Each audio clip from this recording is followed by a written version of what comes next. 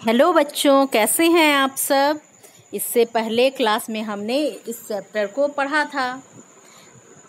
भूगोल के अध्याय 2, कक्षा 8 के भूगोल के अध्याय 2, भूमि, मृदा, जल, प्राकृतिक वनस्पति और वन्य जीवन संसाधन को हमने पिछले क्लास में पढ़ा था।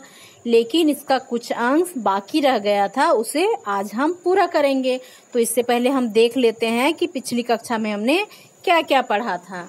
तो पिछली कक्षा में हमने दो लड़की बुधनी और गुरमीत के जो जीवन स्तर है उसमें अंतर को देखा था। भूमि के बारे में पढ़ा था, भूमि के उपयोग के बारे में पढ़ा था। विश्व और भारत में जो कृषि योग्य भूमि है, चारवाह भूमि, वन्य भूमि और उसके अन्य भूमि किस तरह उपयोग होता है, कितना प्रतिशत है, उसके बारे में भी हमने पढ़ा था।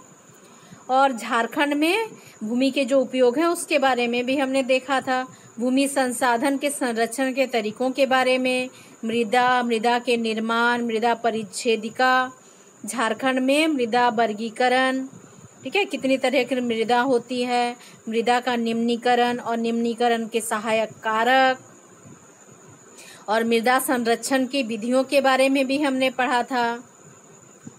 आपको वो याद होगा, झारखंड में मृदा का जो अपरदन होता है उसके बारे में भी पढ़ा था। और आज हम उसके जो कुछ अंश बाकी रह गए हैं उसे पढ़ते हैं। तो आज पढ़ते हैं जल, ठीक है। मृदा हमने पढ़ा था, आज जल पढ़ते हैं। तो जल क्या है, हमारे पृथ्वी में लगभग 70% भाग क्या है, जल है, और बाकी 30% ही भूमि है। तो जल एक क्या है, बहुमूल्य नवीकरणीय संसाधन है। नवीकरणीय क्यों है, क्योंकि जल का पुनर्चक्रण हो जाता है। क्या होता है जल चक्र, जो बारिश होकर नीचे जमीन पर आता है, जलाशयों में जमा होता है, फिर वो भाप बनकर ऊपर जाता है, बादल का रूप लेता है, फिर बारिश के रूप में नीचे आ जाता है। तो इस तरह से जल चक्र तैयार हो जाता है, मतलब इसका नवीकरण संभव है। और देश के सामाजिक आर्थिक विकास का जो मूल आधार है वो जल भी है। तो मनुष्य भोजन के बिना 1 महीने तक जीवित रह सकता है, परंतु जल के बिना वो 1 सप्ताह से भी अधिक जीवित नहीं रह सकता। ये आप सबको पता है। मानव को जीवित रहने के लिए वायु के बाद दूसरा स्थान किसका है, जल का। और वायु के बिना क्या है, हम एक क्षण भी जीवित नहीं रह सकते। और वायु के बाद हमारे लिए सबसे जरूरी चीज क्या हो जाती है, जल हो जाती। क्या है, जल है। तो पृथ्वी के भूपृष्ठ का लगभग 3/4 जो भाग है वो क्या है, जल से घिरा हुआ है। इसलिए पृथ्वी को क्या कहा जाता है, जल ग्रह भी कहा जाता है। और इसी के कारण जब अंतरिक्ष से पृथ्वी का फोटो लिया जाता है तो क्या होता है, पृथ्वी नीला दिखाई देता है, क्योंकि इसका 70% भाग क्या है, महासागर है, जल है।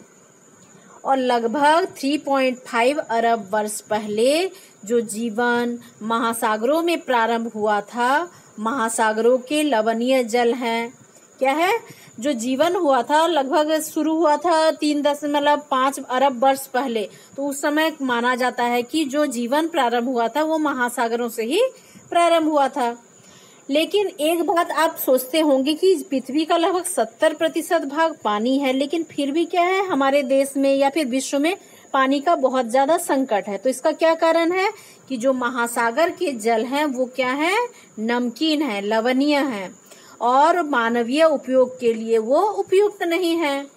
और जो अलवणीय या मीठा जल है वो पृथ्वी पर बहुत कम मात्रा में है, जो लगभग 2.5% ही है।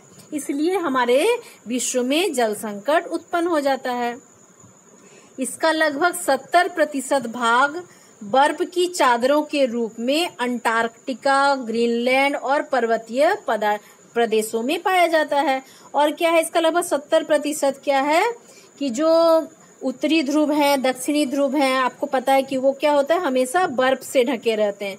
और जो ऊंचे ऊंचे पहाड़ हैं, जैसे हमारा हिमालय पर्वत भी है, तो उसका ऊंचाई में क्या है, बर्फ हमेशा ढका रहता है। तो जो ये जल है वो भी ठोस अवस्था में पाया जाता है और उसका उपयोग भी नहीं संभव हो सकता है। तो अपनी स्थिति के कारण इसका उपयोग मनुष्य बहुत कम ही कर पाते हैं। तो इस तरह क्या है, केवल 1% जो जल है वो पीने योग्य है, मानव उपयोग के लिए उपयुक्त है। 70% तो है पानी, लेकिन बस 1% ही हम उसका उपयोग पीने योग्य या बाकी कामों में कर सकते हैं। और बाकी जल क्या है? लवणीय है या फिर ठोस अवस्था में है, जिसका हम उपयोग नहीं कर सकते हैं। यह भौम जल नदियों, झीलों में पृष्ठीय जल के रूप में तथा वायुमंडल में जलवाष्प के रूप में भी पाया जाता है। ठीक है, इसलिए अलवणीय जल पृथ्वी का सबसे अधिक मूल्यवान पदार्थ है। जो मीठा पानी है, जो पीने योग्य है और बाकी कामों के लिए उपयुक्त है, वो क्या है? बहुत ही बहुमूल्य है। क्यों? क्योंकि वो हमारे लिए उपयोग है, हमारे जीवन उसके बिना संभव ही नहीं है। और यह बाष्पीकरण, बर्षण, जल प्रभाव की प्रक्रिया के द्वारा महासागरों, वायु, भूमि और पुनः महासागरों में चक्रण होता है और निरंतर गतिशील रहता है ना, जिसे क्या कहते हैं? जल चक्र। मैंने इससे पहले भी आपको जल चक्र के बारे में बताया, किस तरह से भाप बन के बादल बनते हैं, बादल से फिर बारिश होता है और ये चक्र चलता रहता है। और इसी चक्र को क्या कहा जाता है? जल चक्र। तो जल उपलब्धता की समस्या, ये जल जो उपलब्ध है वो उसमें समस्या क्यों है, उसके बारे में भी देखते हैं। ठीक है, जल क्या है? एक चक्रीय और नवीकरणीय संसाधन है और इसकी जो आपूर्ति है वो क्या है? एक निश्चित सीमा तक ही है, क्योंकि उसका बस 1% भाग ही हमारे लिए उपयुक्त है और अलवणीय है।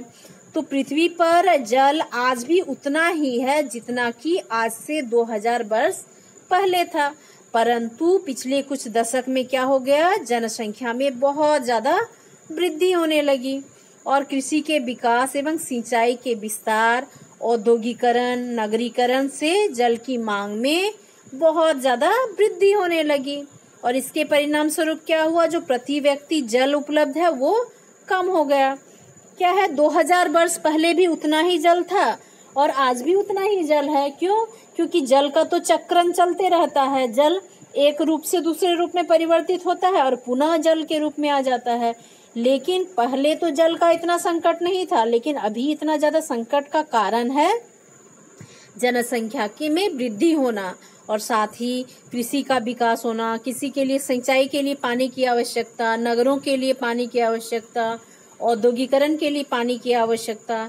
इसके परिणाम स्वरूप क्या हुआ कि जो प्रति व्यक्ति को जितना पानी चाहिए उतना पानी नहीं मिल पा रहा है और यही कारण है जल उपलब्धता की समस्या, यही है। ठीक है, कम पानी प्राप्त होने का यही कारण है।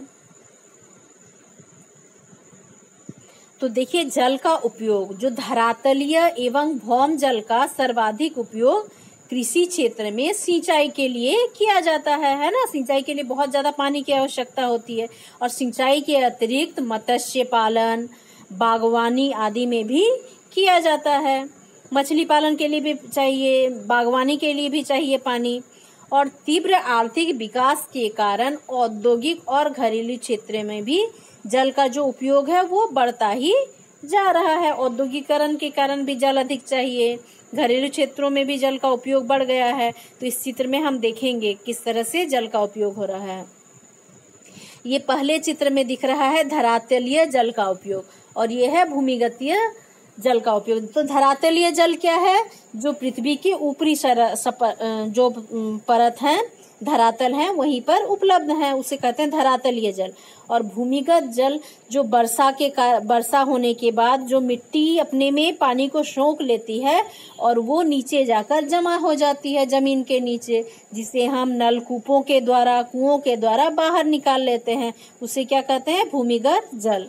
तो धरातलीय जल का उपयोग जो है, जो ये हरे रंग से दिख रहा है, ये क्या है? 89% क्या है? कृषि में उपयोग होता है धरातलीय जल का। और ये जो छोटा सा 2% दिख रहा है, ये उद्योगों के लिए और घरेलू उपयोग के लिए, जो लाल रंग से दिख रहा है ना, ये 9% घरेलू उपयोग के लिए होता है। तो 89% कृषि के लिए और 2% उद्योगों के लिए और 9% घरेलू उपयोग के लिए धरातलीय जल का उपयोग होता है। धरातलीय जल जैसे तालाब का पानी, ठीक है, नदियों का पानी। और देखिए, भूमिगत जल जो ट्यूबवेल या फिर कुओं से प्राप्त होता है, उसका लगभग 92% कृषि में उपयोग होता है और 5% उद्योगों में और 3% घरेलू उपयोग में। तो देखिए हरे रंग से दिख रहा है ना, ये कृषि में, और ये लाल रंग से दिख रहा है ये उद्योगों में, और जो नीले रंग से दिख रहा है 3% वो घरेलू उपयोग में। इस तरह से आप समझ गए धरातलीय जल का उपयोग और भूमिगत जल का उपयोग। ठीक है, अब देखिए आगे देखते हैं जल संसाधनों के संरक्षण। ठीक है, जल जो संसाधन है उसका संरक्षण किस प्रकार किया जा सकता है। तो पहला किस तरह किया जा सकता है, वर्षा जल का संग्रह। क्या है, वर्षा में जो जल होता है, बारिश में जो जल गिरता है तो क्या होता है, अधिकतर भाग बहकर चला जाता है ना। लेकिन यदि उसको रेन वाटर हार्वेस्टिंग कहते हैं, उसमें छत में क्या किया जाता है, पानी को संग्रह करके पाइपों के द्वारा नीचे मिट्टी के नीचे टंकी बना दिया जाता है और उसमें पानी को संग्रह किया जाता है। या फिर दूसरा है कि पेड़ पौधे जब लगा ज्यादा होंगे तो क्या होगा, पेड़ पौधा क्या करता है, मिट्टी में पानी को अधिक सोख लेता है। नीचे घास होंगे तो क्या होगा, मिट्टी में अधिक पानी सोख लिया जाएगा, क्योंकि कुछ देर तक घास में वो पानी रुकेगा जिससे वो नीचे चला जाएगा। लेकिन पेड़ पौधे घास कम होंगे तो वो बहकर चला जाएगा। तो ये पहला उपाय है पानी को सुरक्षित रखने का, वर्षा जल को हम संग्रह रख सकते हैं। दूसरा है धरातलीय जल का संरक्षण। और जो धरातल में पानी है, नदियों का पानी, तालाब का पानी, वो क्या हो रहा है, धीरे धीरे बहुत ज्यादा प्रदूषित हो रहा है। और हम बहुत ज्यादा जब प्लास्टिक का यूज करते हैं ना, वो भी एक कारण है। क्या है, प्लास्टिक जब लेयर में बैठ जाएगा, जमीन में मिल जाएगा, तो क्या होगा, प्लास्टिक से पार होके पानी नीचे पार नहीं होता है ना। और जिसके कारण क्या होता है, जो धरातलीय है, नदी तालाब है, वो भी गंदा हो जाता है और उसमें नीचे क्या है, प्लास्टिक का परत बैठ जाएगा तो ज्यादा पानी संग्रह करके तालाब या नदी नहीं रख पाएगा। तो धरातलीय जल का भी संरक्षण हमको आवश्यक है। तीसरा है सिंचाई पद्धति में परिवर्तन। तो सिंचाई तो आवश्यक है कृषि के लिए, लेकिन बहुत ज्यादा सिंचाई करने से भी पौधों को कोई लाभ नहीं होता है। अधिक सिंचाई से अधिक जल जो होता है फालतू में बेकार हो जाता है। लेकिन यदि सिंचाई के कुछ आधुनिक पद्धति हैं, जैसे पाइप लगा देंगे, बीच बीच में छोटा छोटा छेद कर देंगे तो बूंद बूंद पानी गिर के भी सिंचाई हो सकता है। या फिर स्पार्कल ऊपर में रहेगा, वो फुवारे जैसा चारों ओर पानी फैलाएगा। तो ये जो पद्धति उपयोग करेंगे तो इसमें बस उतना ही पानी का उपयोग होगा जितना पौधों को चाहिए, और बहुत ज्यादा अतिरिक्त पानी का उपयोग नहीं होगा, जिससे पानी का संरक्षण होगा, जल का संरक्षण होगा। चौथा पॉइंट है जल का पुनः चक्रण एवं उपयोग, पुनः उपयोग।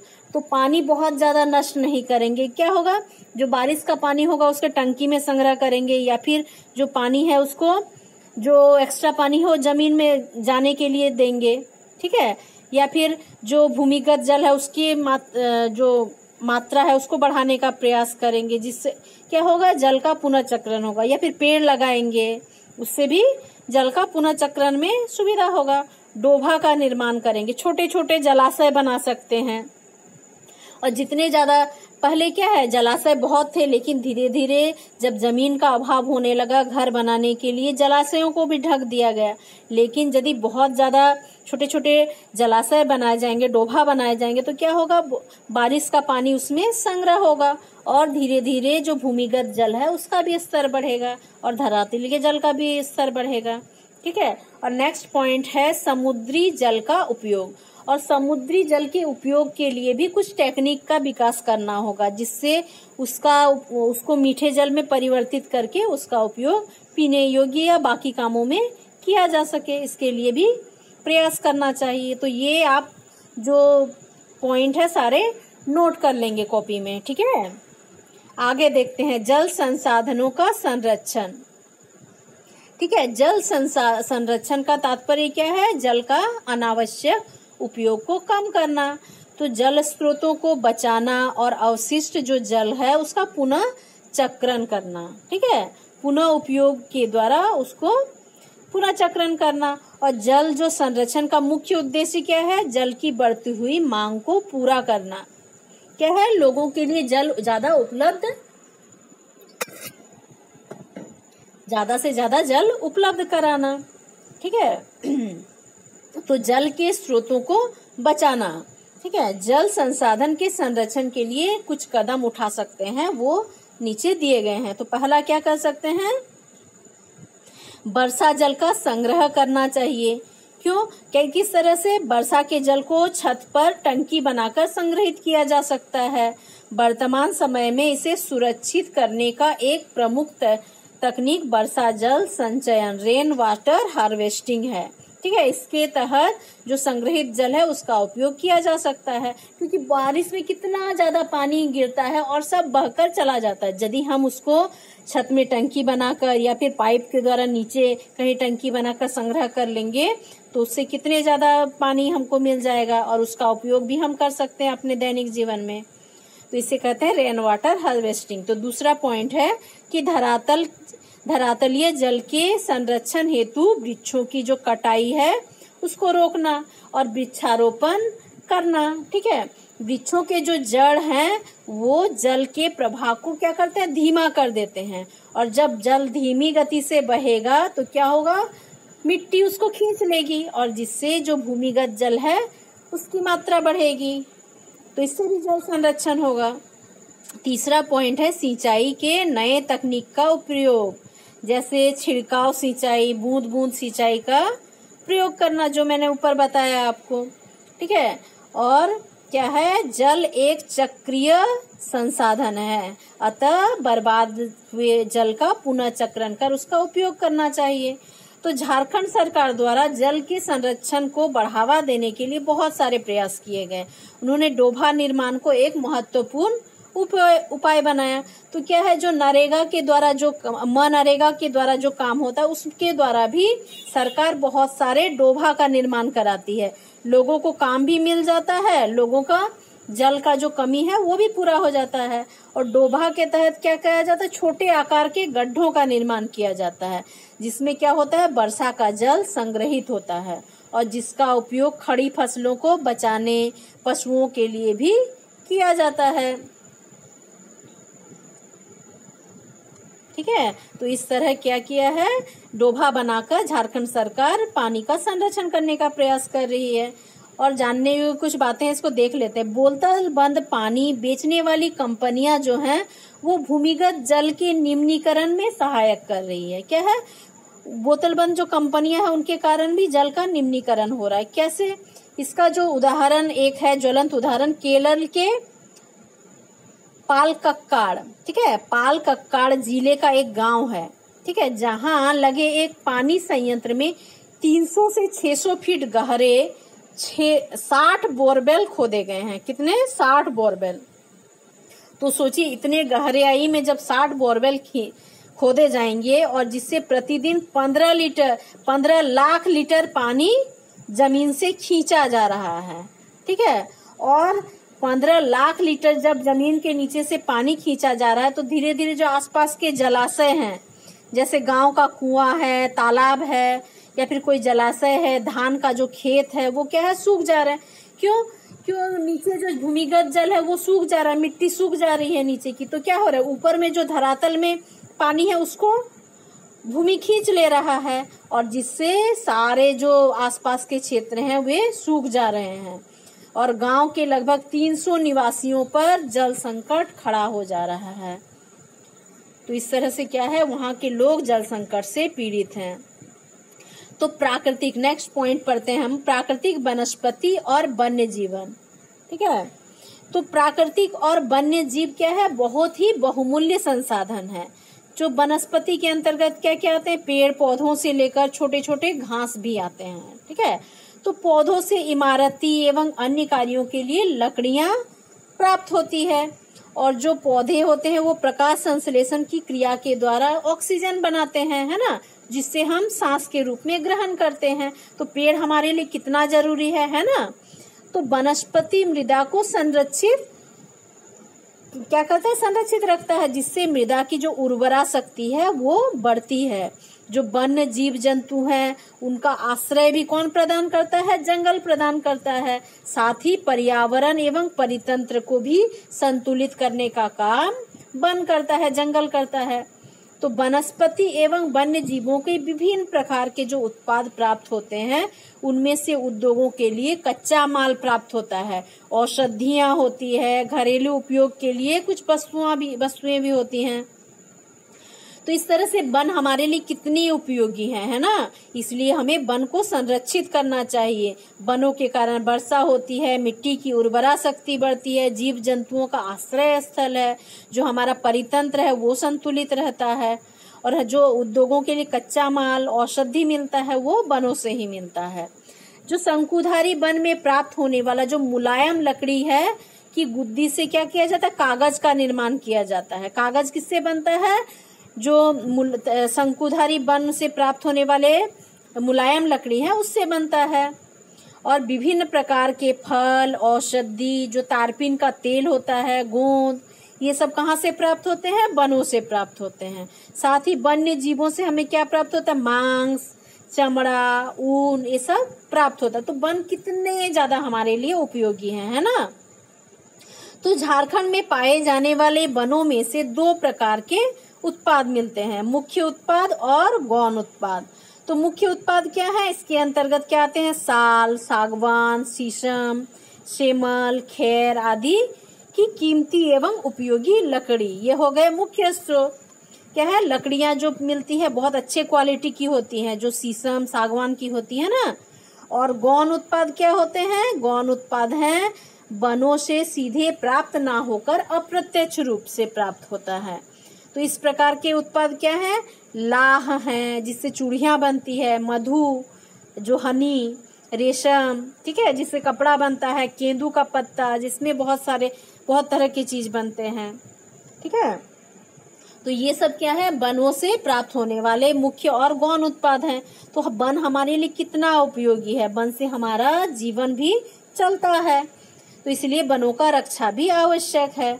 तो प्राकृतिक वनस्पतियों का वितरण, ठीक है, तो पृथ्वी पर पाई जाने वाली जलवायु एवं मिट्टी की जो विभिन्नता है उसके कारण अनेक प्रकार की प्राकृतिक वनस्पतियां पाई जाती है। तो विश्व में पाई जाने वाली वनस्पतियों को मुख्य रूप से 4 वर्गों में रखा गया है, इसे आप नोट कर लेंगे, ठीक है। पहला क्या है, वन, दूसरा घास स्थल, तीसरा क्या है, गुल्म या झाड़ियां, ठीक है, और चौथा नंबर क्या है, टुंड्रा प्रकार की वनस्पतियां, ठीक है।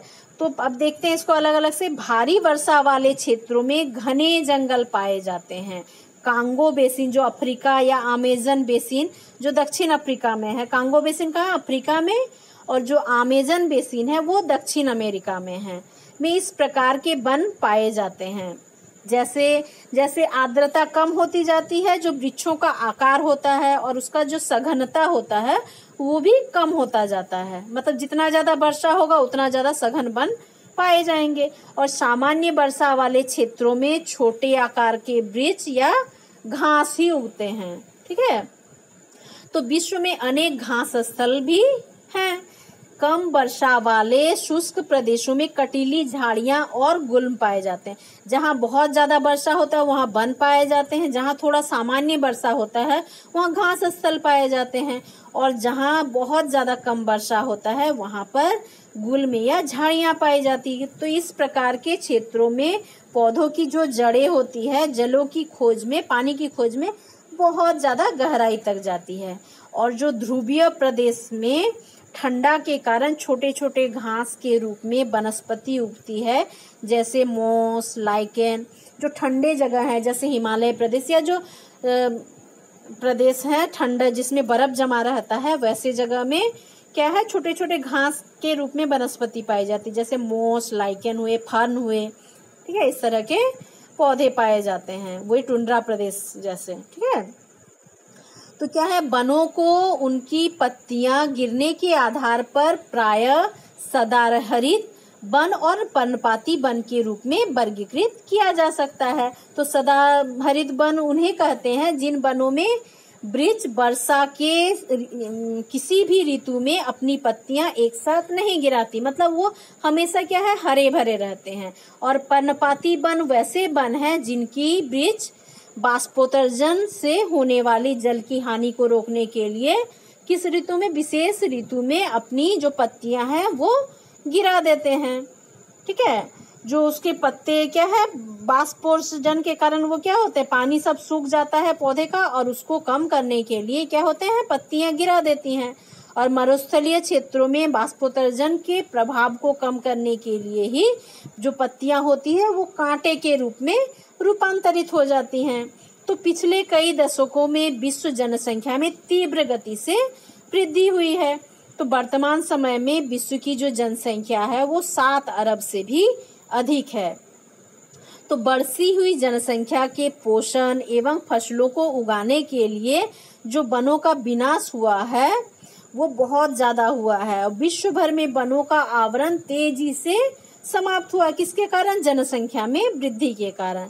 तो इस बहुमूल्य संसाधनों के संरक्षण की आवश्यकता है, जिससे हमें हमारे उपयोगी चीज प्राप्त हो सके। विशेषकर हमारे लिए जो वन से प्राप्त होने वाले हैं, उद्योगों के लिए कच्चा माल है या ऑक्सीजन जो पेड़ों से प्राप्त होता है, उसकी कमी भविष्य में हो सकती है यदि हमारा वनोन्मूलन इसी रफ्तार से होता रहा।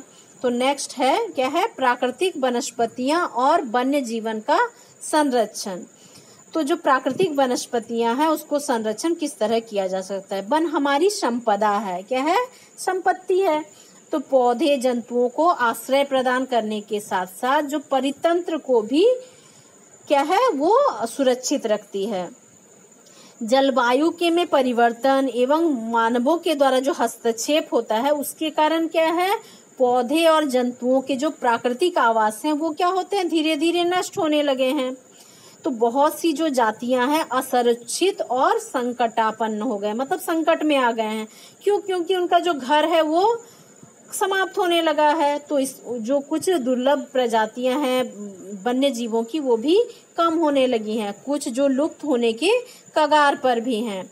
तो वनों के विनाश के अनेक कारण हैं। इन कारणों में वनोन्मूलन, मृदा अपरदन, जो निर्माण कार्य है, क्या सड़कों के, पुलों के निर्माण में, शहरों के, फैक्ट्री के निर्माण में भी क्या किया जाता है? बहुत बार वनों को काट दिया जाता है ना? इसीलिए निर्माण कार्य में भी वनों का बहुत ज्यादा नुकसान हुआ है। जंगल या फिर बांध बनाने के लिए, डैम बनाने के लिए जंगलों में आग लगना, दावानल के कारण। बहुत समय आप सुने होंगे कि जंगलों में आग लग जाता है, किसी भी कारण से हो सकता है, लकड़ियों के घिसने से या फिर कोई सिगरेट वगैरह खा के यदि गिरा दिया है, तो बहुत सारे कारणों से भी आग लग जाता है, जिसे दावानल कहते हैं। उसके कारण भी वन नष्ट होते हैं। और भूस्खलन के कारण भी कभी कभी पहाड़ी क्षेत्र में क्या है, मिट्टी धंस कर नीचे आ जाती है, साथ में पेड़ भी नष्ट हो जाते हैं। और दावानल जो है वनों के विनाश का एक प्रमुख कारण है। जंगलों में जो आग लग जाता है उसके कारण जंगल बहुत ज्यादा नुकसान होता है जंगलों को। तो यह समस्या मुख्य रूप से कब होती है? ग्रीष्म ऋतु में। क्यों होती है? ग्रीष्म ऋतु में क्या होता है? पेड़ों की टहनियां सूख जाती है और आपस में घिसती है, जिसके कारण घर्षण के कारण चिंगारियां निकलती है और जो सूखे पत्ते होते हैं उसमें आग लग जाती है। धीरे धीरे पूरे वनों में भी आग लग जाती है। कभी कभी आप देखिएगा, 2 सूखे डंडियों को लेकर एक दूसरे में घिसिएगा तो देखिएगा छोटी छोटी चिंगारी निकलती है। और छोटा छोटा घास का, सूखा घास का टुकड़ा आप दीजिएगा तो उससे भी आग लग जाता है। ठीक है? तो इसी के कारण जंगलों में आग लग जाती है ग्रीष्म ऋतु में विशेषकर। तो विश्व के अनेक भागों जैसे यूरोप, संयुक्त राज्य अमेरिका, इंडोनेशिया आदि में वनों में आग लगने की जो घटना है हमेशा घटती रहती है।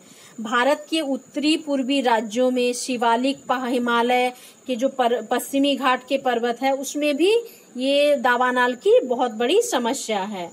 तो वनों में आग लगने का मुख्य कारण क्या है? ग्रीष्म ऋतु में परिपक्व जो टहनियां हैं वो आपस में टकराने से क्या होता है? आग लग जाती है। या फिर पर्यटकों के द्वारा बहुत बार क्या होता है? सिगरेट वगैरह कुछ गिरा दिया जाता है जिससे भी आग लग जाता है। तो झारखंड के जंगलों में भी आग लगने की जो समस्या है बहुत ज्यादा है। तो इसका कारण क्या है? जंगली उत्पादों जैसे शहद, साल के बीज, महुआ बीज आदि का संग्रह करना। क्या है? जो मधुमक्खियों को भगाने के लिए भी कभी कभी पेड़ों के नीचे आग लगा दिया जाता है ताकि वो धुआं हो और मक्खियां भाग जाए और जो आदिवासी लोग हैं वो शहद इकट्ठा कर ले, और इसके कारण भी कभी कभी आग लग जाती है। तो वनों के काटने से वन्य जीवों का भी खतरा उत्पन्न हो गया है। जो वन्य जीव है उनका आवास भी खत्म हो जा रहा है और जो प्राकृतिक आवास में कमी आने लगी है। और मानव द्वारा अनाधिकार शिकार करने पर भी उनकी संख्या में क्या हुआ है, वृद्धि हुई है। किसके कारण, मानव क्या है, शिकार पर पाबंद लगा दिया गया है अभी कि कोई भी इसका शिकार नहीं कर सकता। तो कुछ खास प्रजातियां जो है उसकी संख्या में बहुत फिर भी कमी आने लगी है। वन्य जीवों का जो शिकार है वो पशु के खाल के लिए, चमड़ा के लिए, नाखून, दांत, पंख, सींग आदि के लिए भी किया जाता है, जो गैर कानूनी है, लेकिन फिर भी कर रहे हैं लोग।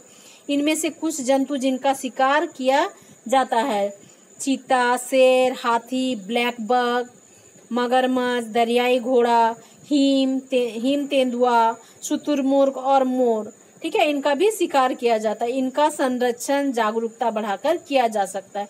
क्यों, यदि शिकार इस तरह से होता रहा, उनका आश्रय छीनता रहा, तो धीरे धीरे इन वन्य जीवों की जो संख्या है कमी आ जाएगी, और कमी आ जाएगी तो जो पर्यावरण में संतुलन है वो बिगड़ जाएगा। और क्या है, विश्व में अनेक भागों में मनुष्य ने अपने क्रियाकलापों से अनेक प्रजातियों की प्राकृतिक आवासों को नष्ट कर दिया है, और अनेक जो पंछियां हैं, जीव जंतु हैं, उसका क्या है, अंधाधुंध शिकार होता रहा है, जिसके कारण वो खत्म होते गए हैं, विलुप्त हो गए हैं, और या फिर विलुप्त होने के कगार में हैं। तो इसलिए उनका संरक्षण करना आवश्यक है, और उनका शिकार के पर पाबंदी लगाना भी आवश्यक है। तो पर्यावरण संतुलन को बनाए रखने के लिए विभिन्न प्रजातियों को विलुप्त होने से बचाना होगा, और उसके लिए क्या किए है सरकार, राष्ट्रीय उद्यान, वन्य जीव अभ्यारण्य, जैव रिजर्व, जैव मंडल रिजर्व आदि की स्थापना की है सरकार ने, ठीक है, जिसमें जो राष्ट्रीय उद्यान है या फिर अभ्यारण्य है या फिर रिजर्व जो जगह है, वहां पर शिकार पर पूर्णतः पाबंदी है, और वहां जीवों को सुरक्षित रखा जाता है, उनको आवास भी प्रदान किया जाता है, और उनके संख्या में भी वृद्धि की जा सकती है। तो भारत में कुछ राष्ट्रीय पार्क हैं, अभ्यारण्य को दिखाया गया, ऊपर चित्र में हम देखेंगे, ठीक है। तो 1972 ईस्वी के अधिनियम का जो उद्देश्य था, वन्य जीवों का जो अवैध शिकार या फिर व्यापार पर रोक लगाना है, ठीक है, एक अधिनियम बना था 1972 में, उसके अनुसार जो वन्य जीव है उनका शिकार पर रोक लगाना था। भारत में जो राष्ट्रीय पार्क की स्थापना हुई थी वो हुई थी 1972 ईस्वी में की गई थी, और 1973 ईस्वी में बाघों की संख्या बढ़ाने के लिए एक टाइगर रिजर्व की भी स्थापना की गई थी। ये सारे पॉइंट आप नोट करते जाएंगे। और इसी प्रकार वन संरक्षण के लिए देश भर में 18 जैविक आरक्षित क्षेत्रों की भी स्थापना की गई है। तो भारत का जो प्रथम जैव मंडल आरक्षित क्षेत्र है वो 1946 ईस्वी में नीलगिरी, तमिलनाडु, ठीक है, इसे नोट कर लेंगे कि 1986 ईस्वी में नीलगिरी में एक जैव मंडल आरक्षित क्षेत्र, जो प्रथम जैव मंडल आरक्षित क्षेत्र था, उसकी स्थापना की गई। और अन्य जैव मंडल क्षेत्र जैसे नंदागिरी, मन्नार की खाड़ी, सुंदरबन, कंचनजंगा आदि की भी स्थापना की गई है, ठीक है। तो क्या है कि प्रादेशिक और सामुदायिक स्तर पर जो जागरूक कार्यक्रम है, सामाजिक वानिकी, वन महोत्सव को प्रोत्साहित करना। वन महोत्सव क्या है, वनों की पुनः रोपाई के लिए व्यवस्था करना, लोगों में जागरूकता फैलाना, इसलिए वन महोत्सव को मनाया जाता है। और स्कूल के बच्चों को पंछी देखने, प्राकृतिक कैंपों में ले जाने के लिए भी प्रोत्साहित करना चाहिए। क्यों, ताकि वे विविध जातियों के निवासों का अवलोकन कर सकें और उनसे जुड़ सकें, और उनके अंदर जागरूकता हो कि ये सारे जीव भी हमारे लिए कितने आवश्यक हैं, ताकि वो इनके संरक्षण के लिए प्रोत्साहित हों और लोगों को भी जागरूक कर सके। पौधों और प्राणियों के संरक्षण प्रत्येक नागरिक का नैतिक कर्तव्य है ना। तो वन्य जीवों की सुरक्षा के लिए एक अंतर्राष्ट्रीय परिपाटी CITES, ठीक है, CITES, इसका फुल फॉर्म है the convention of international trade in endangered species of wild fauna and flora की स्थापना की गई है, ठीक है, CITES, ठीक है, जिसमें क्या किया गया है, वन्य जो प्राणियां हैं, पंछियां हैं और अनेक जातियों की सूची तैयार की गई है, और इस सूची के लिए सभी पंछियों और उनके लिए सुरक्षित स्थान प्रदान किया गया है। ठीक है, तो देखिए यहाँ कुछ हमने यहाँ पे वन्य अभ्यारण्य के बारे में और वन्य जीव अभ्यारण्य, पंछी अभ्यारण्य और नेशनल पार्क के बारे में पढ़ा ना आगे, तो उसको यहाँ देखेंगे। भारत के वन्य जीव संरक्षण क्षेत्र, ठीक है, यहाँ कुछ दिए हैं। यहाँ जो गोल रंग से वन्य प्राणी जो अभ्यारण्य है, ठीक है, ये गोल रंग से दिखाया गया, पीले रंग से, ठीक है। और वन्य पंछी अभ्यारण्य स्टार मार्क से, और नेशनल पार्क जो है वो त्रिभुज से दिखाया गया है। तो देखिए जैसे गोल रंग से कहाँ दिखाया गया, यहाँ देखिए चंद्रप्रभा है, रणथंबोर है, सरिस्का है, बनबासा है, यहाँ फिर है गोरुमारा है, यहाँ मानस है, कांजीरंगा है, ये सब क्या है। यहाँ देखिए गुंडी है, बंदीपुरा है, तो ये सब क्या है, वन्य प्राणी अभ्यारण्य है।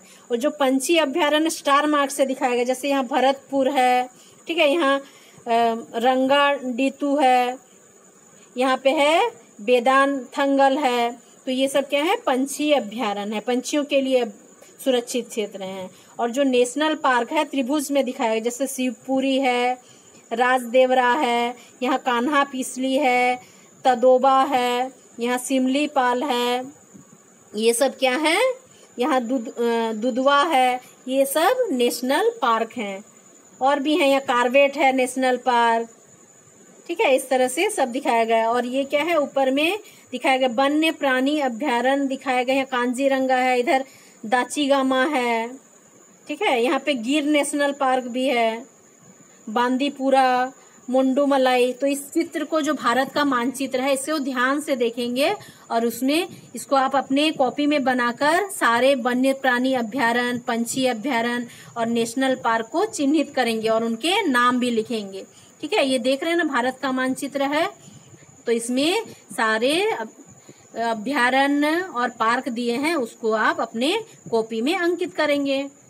ठीक है, तो देखिए यहाँ कुछ जानने योग्य बात है। बेतवा जो नेशनल पार्क है झारखंड का एकमात्र राष्ट्रीय उद्यान है, जो कहाँ है, लातेहार में है। ठीक है, और जो भारतीय वन्य जीव संरक्षण अधिनियम है वो 1972 में बना था। इसे आपको नोट कर लेना है और याद करना है। ठीक है, ये पॉइंट आपको याद कर लेना है, दोनों 1972 में बना था। देखिए जानने योग्य जो हमने ऊपर पढ़ा ना, CITES, ठीक है, जो सरकारों के बीच जो एक अंतर्राष्ट्रीय समझौता है, इसका उद्देश्य क्या है, एक यह सुनिश्चित करना कि वन्य प्राणी और पौधों के नमूनों के अंतर्राष्ट्रीय व्यापार से उनके जीवन को कोई खतरा ना हो। ठीक है, और मोटे तौर पर पशुओं की 5000 जातियों और पौधों के 28,000 जो है जातियां रक्षित की गई है। ठीक है, जिसमें कौन कौन है, भालू है, डल्फिन है, केक्टस है, प्रवाल है, आर्किक है और एलो इसके कुछ उदाहरण हैं। तो CITES ये आप कर लेंगे याद। ठीक है, और आगे देखिए कुछ शब्द है, ऊपर आप सारा चैप्टर समझ गए होंगे, इसे 2-3 बार आप रिपीट करके देखिएगा वीडियो को, तो आपको पूरा क्लियर हो जाएगा। ठीक है, और यदि आपको आगे वाले जो चैप्टर जो आपके छूट गए हैं या फिर जो आने वाला चैप्टर है वो भी चाहिए, तो चैनल को इसको सब्सक्राइब कर लेंगे ताकि आपको सारे चैप्टर मिल जाएं। ठीक है, अब देखते हैं कुछ मुख्य शब्द हैं, जैसे संसाधन, रिसोर्स, लुगदी जो पेपर बनाने में यूज होता है, पल्प, ठीक है, अप्रदन, इरोशन, प्रतिभूमि, फैलोलैंड, फसल आवर्तन, क्रॉप रोटेशन, नियंत्रित पशुचारण, कंट्रोल्ड ग्रेजिंग, समोच्च रेखीय, कंट्रोल प्लगिंग, और क्या है, चारगाह, पास्चर्स, जैव मंडल, बायोस्फीयर, संरक्षण, कंजर्वेशन। ठीक है, ये सारे शब्द आप ये सारा कर लेंगे, याद कर लेंगे। ठीक है, समझते हुए अब देखिए कुछ रिक्त स्थानों हैं। 1 नंबर में जैसे रिक्त स्थानों की पूर्ति करें, तो पहला है मिट्टी की सबसे ऊपरी उपजाऊ जैव अंश क्या है, ह्यूमस कहलाती है। दूसरा है समोच्च रेखीय जुताई किसके अपरदन को रोकने का उपाय है, मृदा अपरदन। 3 नंबर है छोटा नागपुर पठार डेस अपरदन से प्रभावित है, किससे, मृदा अपरदन से। विश्व वन दिवस कब मनाया जाता है, 21 मार्च, यहाँ क्या लिखना है, 21 मार्च। ठीक है, मैं ऑब्जेक्टिव बता देती हूँ, बाकी आप कर लेंगे। यदि आप चैप्टर को अच्छे से समझ जाते हैं तो आपसे सारा क्वेश्चन बन जाएगा, और यदि फिर भी दिक्कत हो तो मुझे कमेंट करेंगे, मैं उसका सॉल्व करने का कोशिश करूंगी। तो 2 नंबर में है सही उत्तर लिखें। 1 में है निम्नलिखित में से कौन सा कारक मृदा निर्माण का नहीं है। तो क्या होगा इसमें, मृदा का गठन, समय भी है, जैव पदार्थ भी है और जलवायु भी है। तो ये होगा इसका पॉइंट, ये होगा। ठीक है, तो नेक्स्ट क्या है, निम्नलिखित में से कौन सा प्रकृति के संरक्षण के अनुकूल नहीं है। तो ये इसमें से कौन कौन सा है देख लेंगे। बल्ब को बंद कर देना चाहिए जब आवश्यक ना हो, ये तो अनुकूल है। नल का उपयोग के बाद तुरंत क्या है, बंद कर देना, ये भी प्रकृति संरक्षण के अनुकूल है। तो क्या है, तीसरा खरीदारी के पश्चात जो पॉलीपैक को है नष्ट कर देना। और क्या है, पॉलीपैक कभी नष्ट होता है, नहीं होता है। और यदि नष्ट भी किया जाए उससे भी क्या है, पर्यावरण का प्रदूषण होगा, वायु प्रदूषण होगा। इसलिए यदि हम पॉलीपैक का उपयोग ही ना करें तो वो ज्यादा अच्छा होगा। तो ये क्या होगा, इसका आंसर यही होगा। ठीक है, खरीदारी के पश्चात पॉलीपैक को नष्ट कर देना। तो हम उपयोग ही नहीं करेंगे तो नष्ट करने की आवश्यकता नहीं होगी, इसका उपयोग ही बंद कर देंगे, क्योंकि पॉलीपैक से पर्यावरण को बहुत ज्यादा नुकसान होता है। घ नंबर क्या, उद्योगों द्वारा वायु प्रदूषण नहीं करना, तो नहीं करना चाहिए। तो इसका क्या आंसर हो जाएगा, ग नंबर। ठीक है, तो नेक्स्ट 3 नंबर में है निम्नलिखित में से कौन सी विधि तीव्र ढालों पर मृदा अपरदन को रोकने के लिए सर्वाधिक उपयुक्त है। कौन सा है, आगे पढ़ा है आपने, ग नंबर होगा सर्वोच्च रेखीय जुताई। आगे ये 2 नंबर कर लेते हैं, मिलान करना है इसको। तो भूमि का उपयोग क्या होगा, पहला का होगा भूमि का उत्पादनकारी उपयोग। ठीक है, 3 नंबर होगा। ह्यूमस क्या है, ह्यूमस है 4 नंबर, ऊपरी मृदा पर निक्षेपित जैव पदार्थ। और समोच्च रेखा जुताई क्या है, मृदा अपरदन को रोकना। और कृषि योग्य भूमि क्या है, कृषि के लिए उपयुक्त भूमि। इस तरह से हो गया, ये कर लेंगे। और बाकी कुछ प्रश्न हैं जो आप करने का प्रयास करेंगे। यदि आप चैप्टर को समझ गए हैं तो इसे बना लेंगे। कारण है, दीर्घ उत्तरीय है, प्रयोजना कार्य है। ठीक है, ये आप कर लेंगे। तो आज के लिए इतना ही। ठीक है, धन्यवाद। आप पढ़ाई करते रहिए।